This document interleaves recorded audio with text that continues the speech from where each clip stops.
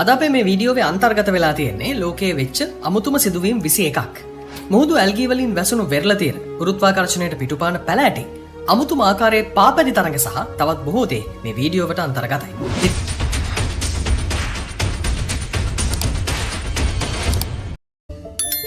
මේ දර්ශනයෙන් පෙන්වන ලෝහ කැබලි තම සුමට ආකාරයෙන් නිර්මාණය කර ඇති බව ඔබට උනත් පේනවා ඇති. හැබැයි මේවා මෙතරම් නිවැරදි ආකාරයෙන් එකිනෙකත් එක්ක සමපාත වෙයි කියලා ඔබට හිතන්න පුළුවන්ද? ඔබ මීට කලින් බූවල්ලන් උපත ලබන ආකාරය කවදම හරි දැකලා තිබුණාද? මේක මලක් වගේ දිස්සුණත් ෂණයකින් එහි පෙති වලින් එළියට එන බූවල්ලෝ පැටව ඔබව මවිතයටපත් කරයි. මේ බූවල්ලන්ව හඳුන්වන්නේ කැරිබියානු ගල්පර බූවල්ලන් කියලා. මේ වගේ දර්ශනයක් ස්වභාවික ස්ථානයක දැකගත නොහැකි වෙන්නේ ඒ ස්වභාවික පරිසරයත් එක්ක ඊටාම හොඳින් සම්මිශ්‍රණය වී පැවතීම හේතුවෙන්. ඔබ ගාවත් මිලියන ගණනක් වටින ආභරණ හෝ මුදල් තියෙනවා නම් ඒවා ආරක්ෂා සහිතව තැන්පත් කිරීම සඳහා මේ සේප්පුව ඔබට වැදගත් වේවි. ඒකට හේතුව තමයි මේ සේප්පුවේ හිමිකරුට හැර වෙනත් කෙනෙක්ට ඒ විවෘත කිරීම තරම් පහසු කටයුත්තක් නොවන හින්දා. හිමිකරු වුණත් මෙහි යතුරු සංයෝජනය කරන ආකාරය එක්ක වීඩියෝ කරලා හරි එහෙම නැත්නම් කඩදාසියක ලියලා තියෙන එක හරි හරිම වැදගත් වෙයි කියලා අපිට නම් හිතෙන්නේ. ඒකට හේතුව තමයි යම් හේකින් මේකේ යතුරු සකසන ආකාරය අමතක වුණොත් ඒක විවෘත කිරීම නම් ඉතාම අපහසු වෙන කාරණයක් නිසා. ඔබේ ගෙදරටත් එන අමුත්තන්ව විමතියට පත් කරවන්න අවශ්‍ය නම් මෙන්න මේ බොන්සායි බඳුන් ඊට කදිම විසඳුමක්. ජපාන් ජාතික නිර්මාණ ශිල්පීන් කණ්ඩායමක් මේ අසාමාන්‍ය බොන්සායි බඳුන් නිර්මාණය කරලා තියෙනවා.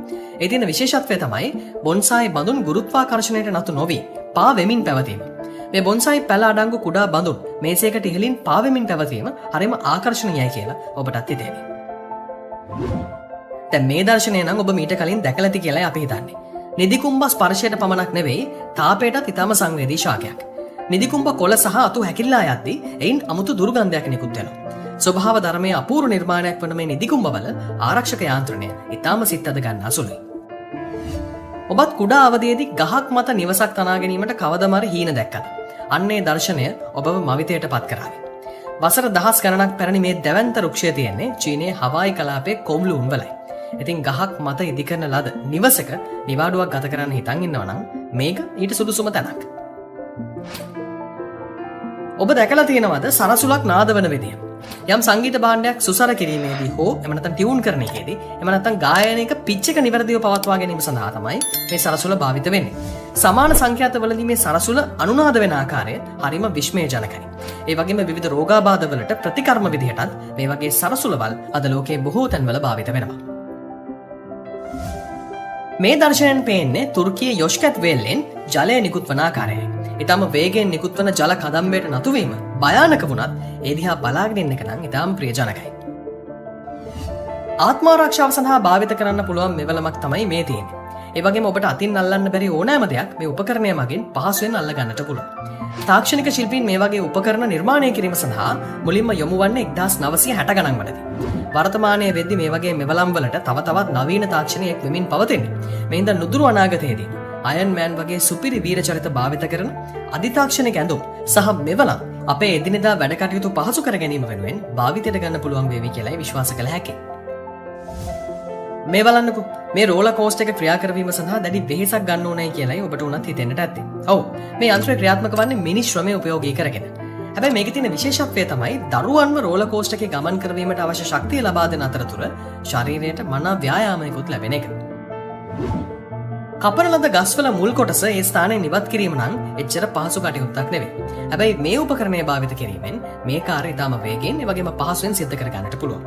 ටොන් භාගයකට වඩා බර මේ උපකරණයට පුළුවන් පැයක් ඇතුළතදී මේ වගේ දැවැන්ත වෘක්ෂ මුල් කොටස් 180ක් විතර කුඩා කැබලි වලට කපන්න. ඔබ විශ්වාස කළත් නැතත් මේ විදිහට කුඩා ජල විදුලි බලාගාරයක් ඔබේ නිවස අසලින් ගලා යන දියපාරට සමීපව ඉදිකර ගන්නට පුළුවන්. ඒ විතරක් නෙවෙයි මේ වගේ කුඩා ජල විදුලි බලාගාරයකට නිවාස 500කට පමණ ප්‍රමාණවත් විදුලිය නිෂ්පාදනය කරන්න හැකියාවක් තිබෙනවා. ඒ සඳහා ජල සංචිතයට කුඩා ටර්බයින් එකක් සවිකර එමගින් පරිසරයට හානියක් නොකර අවශ්‍ය ශක්තිය නිපදවා ගන්න පුළුවන්. ගලා යන දියපාරෙන් එක්රැස් කරගන්නා ජලය ටර්බයිනය තුලින් ගමන් කරද්දී ඒ ජලභාරයේ ශක්තිය මගින් කුඩා ටර්බයින් එක කරකැවීමේ හැකියාව ලැබෙනවා. මෙසේ කරකැවෙද්දී ජලධාරාවේ ඉහළ කොටසේ පීඩනය අඩු වෙද්දී ටර්බයින් එක හෙමින් කරකැවෙන හින්දා කිසිම හානියක් සිදු නොවී මාළුන්ටත් මේ ටර්බයින් එක හරහා ඊටම පහසුවෙන් ගමන් කිරීමට පුළුවන්. ඔබට මේ පේන කුඩා හොරුබූටි සත්වයා සොයාගෙන තියෙන්නේ උතුරු කැලිෆෝනියාවේ ස්ටැනිස්ලස් කියන ජාතික වනෝද්‍යානයේ ඇති කුඩා ජල තටාකයකින්. මොවුන් හඳුන්වන්නේ ෆෙයාරි ශ්‍රිම්ප් එහෙම නැත්නම් සුරංගනා කූනිසා කියන නමින්. ඇත්තටම මේ අලංකාර කුඩා කූ නිසා ජීවමාන පොසිලයක් ලෙසින් තමයි හඳුන්වා දිය හැකි. ඒ ඔවුන් මෙහි පිට වසර මිලියන 140ක් පමණ නොවෙනස්ව ජීවත් වෙන නිසා. ඒ විතරක් නෙවෙයි මේ කුඩා කූ නිසාන් බඳ වී යාමේ තර්ජනයටත් ලක්ව ඇති අතරම රතු දත්ත පොතටත් ඔවුන්ගේ නම ඇතුළත් කර තිබෙනවා. ඒ නිසා ඔබ මේ දකින්නේ හරිම දුර්ලභ දර්ශනයක්. මේ බලන්නකෝ මේ පිරිසක් රැස් වෙලා ඉන්න ඉතාම අසාමාන්‍ය අන්දමේ තරගයකට සහභාගී වෙන්නට. ඉතින් ටිකක් බලාගෙන ඉන්නකොට ඔබට උනත් තේරුම් යයි මේක මොන විදිහේ තරගයක්ද කියන එක. ඔබට මේ පේන්නේ විශ්‍රාමික පාපැදි ශූරයන් 4 දෙනෙක් ව්‍යායාම සඳහා භාවිත කරන පාපැදි 4ක් භාවිතයෙන් තරඟ වදින ආකාරය. මේ ව්‍යායාම පාපැදි කුඩා ක්‍රීඩා තරඟ පතයකට සම්බන්ධ කර තියෙනවා. ක්‍රීඩාවෙන් සමුගත්තත් මේ ක්‍රීඩාවට ඔවුන්ගේ තියෙන ලැබියාව පෙන්වීම සඳහා මේ වගේ වෙනස් ආකාරයේ තරඟාවලියක් සංවිධානය කිරීමේ අරමුණු වලටයි සංවිධායකයන් යටත් වෙලා හිටියේ. ඔබ දැන් මේ දකින්නේ පොකිරිස්සන් වගා කරන ගොවිබලක සාමාන්‍ය දිනයක අස්වැන්න එක්රැස් කරන ආකාරය. බැලූ බැල්මට මේ රැකියාව ඉතාම පහසු බව පේනවා. හැබැයි මේ පොකිරිස්සන් ඇල්ලීම සඳහා භාවිත කරන හැම උගුලකටම පිලුණු වූ මස් හෝ මාළු ඇමක් ලෙස භාවිත කළ යුතුයි. පාලම් පාරුවක් එහෙම නැත්නම් ෆෙරියක් කියු සැනින් ඔබට මොකද්ද හිතෙන්නේ? එහෙනම් දැන් බලා ගන්න පුළුවන් ලෝකේ විශාලතම පාලම් පාරුව වලින් එකක්. මේ පාලම් පාරුවේ සැලසුම් නිර්මාණය කර තියෙන ඕස්ට්‍රේලියාවේ. නිෂ්පාදනය කර එකලස් කර තිබෙන්නේ පිලිපීනයේ. ඇත්තම මේ අනාගතයේ නිර්මාණය වේ හැකි දැවැන්ත නෞකාවල සංකල්පමය පිටපතක් ලෙස හැඳින්වුවාට එක පැත්තකින් වරදක් නැහැ. අඩි 360ක් දිග මේ දැවැන්ත නිර්මාණය මත මෝටර රථ 465ක් ගාල් කළ හැකි විශාල නැව් තට්ටු දෙකක් පිහිටා තිබෙනවා. මීට අමතරව එකවර මගින් දහසකට ගමන් කිරීමේ හැකියාව මේ නෞකාව සතුයි. ඒ වගේම පිලිපීනයේ සතුව තිබෙන විශාලතම නෞකාව ලෙසයි මෙය සැලකෙන්නේ.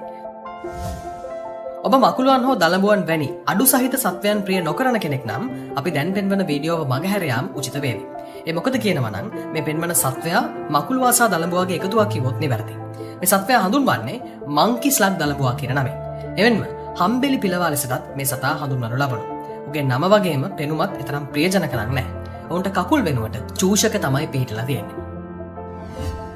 ඔබට බැලූ බැල්මට මුහුදු ඇල්ගී වර්ගයක් විදිහට පෙනුනත් හොඳින් ලං වෙලා බැලුවොත් ඔබට පෙනෙයි ඊටම කුඩා හොඬ වැලක් වගේ දෙයක් හොම්බට සවි ඇති සත්වයක් චලනය වෙමින් පවතින ආකාරය. පෙනුමෙන් මුහුදු ඇල්ගී සහ කුඩා මකරෙකු මිශ්‍ර වී සෑදී ඇති ආකාරයක් දකින්න තියෙන මේ කුඩා සත්වයා හඳුන්වන්නේ ලීෆි මුහුදු මකරා යන නමින්. ඉතින් මේ හුරුබූටි සත්වයන්ට සතුරු ප්‍රහාරයකදී ආරක්ෂාව වෙනුවෙන් Taman ජීවත් වෙන පරිසරයට අනුව අනුවර්තනය වෙමින් වෙස්මාරු කර ගන්නට පුළුවන්. මේ බලන්නකෝ ඇත්තටම මේ මෝටර් රථය ප්‍රදර්ශනය කිරීමට තරම් ලොකු දෙයක් නැහැ කියන එක තමයි කියන්න ලේසි. හැබැයි ඔබට කුමන ආකාරයෙන් හෝ දුකක් දැනුනොත් මේ මෝටර් රථයේ දොර හැරීම පමණයි සිද්ධ කරන්න තියෙන්නේ. එවිට මැවෙන සරල සුන්දර දසුන් වලට ඔබේ හිතේ තියෙන කනගාටුව යම් තරමකට හෝ අඩු කර දමන්නට හැකියාව පවතිනවා. සාමාන්‍යයෙන් චීනය කියලා කියන්නේ ලංකාවට නම් හරිම මතක තියෙන රටක්. චීනය කියන්නේ ඇත්තටම ලෝකයේම පුදුමයට පත් කරන අන්දමේ විවිධ කුසලතාවයන්ගෙන් පිරි මිනිසුන් පිරුණු දේශයක්. මේ අපූර්ව නර්තන ශිල්පීන් පැද්දෙන ආකාරය බලන්නකෝ. ඒක ඉතාම ආකර්ශනීයයි. මේ විදිහට රාජකීය ඇඳුම් ඇඳගෙන පිනුම්කාරයෝ වගේ පැද්දෙන නර්තන ශිල්පීන් සමාජ මාධ්‍ය ඇතුලේ අතිශයම ජනප්‍රිය වෙලා තියෙන්නේ. ඊළඟට අපි ඔබට පෙන්වන්න යන මේ දර්ශනය ඔබ ජීවිතයේ දැක ඇති අසාමාන්‍යම මුහුදු වෙරළවල් වලින් එකක් වේවි. මේ මුහුදු වෙරළ පුරාම වැලි වෙනුවට දකින්න පුළුවන් වෙලා තියෙන්නේ මුහුදු ඇල්ගී විතරයි. මේ මුහුදු ඇල්ගී හැම අවුරුද්දකටම වරක් චීනයේ ෂැන්ඩොන් ප්‍රාන්තයේ කුයින්ඩාවෝ නම් ප්‍රධාන නගරයේ මුහුදු වෙරළ ආශ්‍රිතව දකින්න තියෙනවා. මේ ඇල්ගී ඇති වෙන්න ප්‍රධානම හේතුව වෙලා තියෙන්නේ මහා පරිමාණ සිදු වෙමින් පවතින සාගර දූෂණයයි. 2017 අවුරුද්දේදී මුහුදු වෙරළ ආශ්‍රිතව අක්කර මිලියන 7.5ක් සම්පූර්ණයෙන්ම ඇල්ගී වලින් වැසුණා. මේ ප්‍රමාණය බෙල්ජියම වගේ රටක සම්පූර්ණ භූමි ප්‍රමාණයටම සමාන වෙනවා.